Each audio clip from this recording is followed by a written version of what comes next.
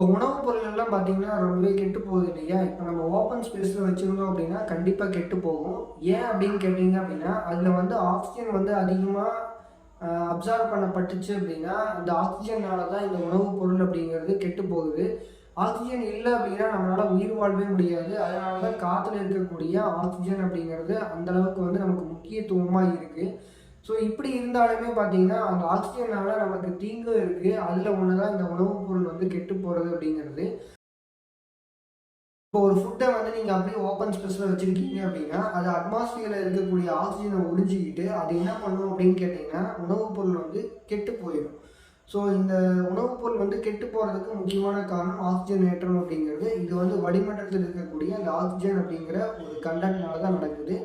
So இந்த oxygen இல்ல அப்படின்னா நம்மளால உயிர் வாழ முடியாது. இருந்தாலும் சில தீங்குகளுக்கு இந்த ஆக்ஸிஜன் அப்படிங்கிறது ரொம்பவே வந்து இருக்கு. ஸோ ஆக்ஸிஜன் இல்லைனாலும் நம்மளால உயிர் வாழ முடியாது. ஸோ ஆக்ஸிஜன் அப்படிங்கிறது நமக்கு நன்மை மட்டும் இல்ல, சில இடங்கள்ல தீமையும் கூட உருவாக்குது.